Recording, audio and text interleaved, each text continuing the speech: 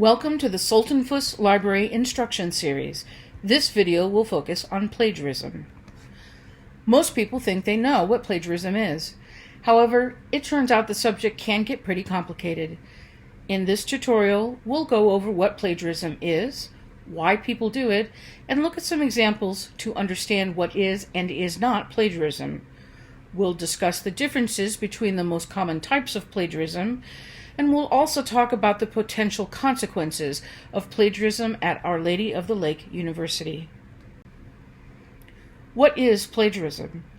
The simple definition is that plagiarism is presenting another person's words or ideas as if they were your own. Note that both exact words and original ideas are protected. When you don't acknowledge a source, people assume that the work you're presenting is all your own, when it's really the result of somebody else's creativity and effort. This definition of plagiarism sounds very criminal, but surely most people who plagiarize didn't plan to commit a crime. So why do people do it? The most common time for students to plagiarize is right before the deadline of an assignment. Common scenarios include not understanding the material, panicking over grades, and running out of time. That said, it's also possible to plagiarize out of ignorance, just not knowing the rules or mixing up someone else's work with your own due to sloppy notes. The bad news is, you are still responsible, even if you didn't know what you were doing is wrong. Let's look at intentional plagiarism. It's not hard to come up with examples of deliberate plagiarism, because that's what most people think of when they think about plagiarism. Of course, copying from a friend is cheating. Cutting and pasting text or images from electronic sources without documenting is a classic example of plagiarism. Remember, though, that both words and ideas are protected. You may know that you can't take exact words from Wikipedia, SparkNotes, Cliff Notes, or a journal article, someone's blog, or a classmate, but you may be surprised to learn that you also can't take ideas from these sources, even if you think, oh, I could have thought of that myself. If you didn't think of it yourself, you can't use it unless you give credit. Also, beware of websites like Course Hero that promise to help you with your schoolwork for money. Buying work from the internet in any form of hiring someone to do your work is also plagiarizing. Aside from the fact that it's wrong, using sites like this is risky.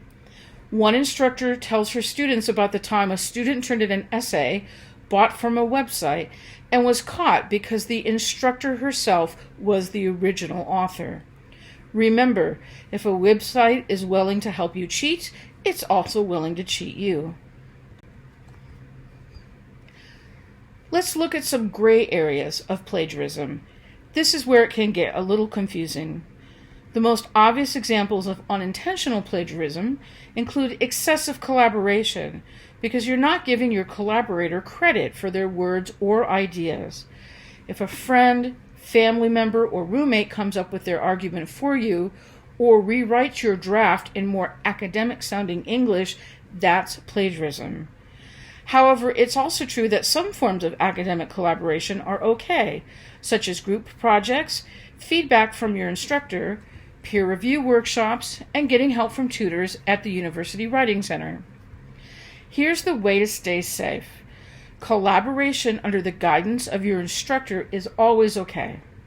If you're getting help through an OLLU organization, such as the library or the Writing Center, you're fine, because we know that and are trained to know how much collaboration is acceptable. If you go to someone for help outside of these situations, you could get in trouble for excessive collaboration, because those people may not know where the line is. Another form of unintentional plagiarism can be a lack of understanding correct citations and careless mistakes documenting sources. Another form of plagiarism is patchwriting, when your paper patches together a lot of other people's words and ideas without including your own voice. What's more, many students are surprised to learn that if you turn in the same material for credit more than once or more than in one class, that's called self-plagiarism, even though it's your own work. That's because it's unfair to your fellow students, and it's also cheating yourself of an opportunity to learn something new. Keep in mind that self-plagiarism is forbidden in the OLLU academic integrity policy. Another area of gray can be the Western concept of individual ownership. Our concept of individual ownership of words and ideas isn't always universal. There are cultures that consider the knowledge in classic texts common property and therefore may not require citation of the original source. However, Western academic culture requires that any use of someone's original work be identified and documented properly so that due credit is given for all intellectual property. Even though these rules may just seem like cultural conventions, they are not negotiable as long as you're operating in a Western academic context.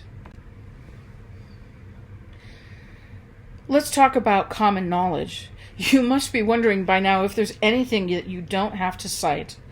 The answer is common knowledge. Information that's easily observed and universally accepted, like the fact that the sky is blue, or common sayings such as birds of a feather flock together, or facts that are widely known and universally accepted don't have to be cited. But be aware, it isn't always obvious if something is common knowledge or not, and some things that we think of as common knowledge aren't even true. When in doubt, cite. We've only hit the basics of plagiarism. If your head is spinning from all the do's and don'ts, we can help.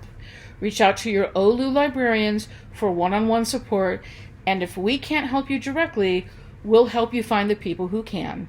We're always here for you.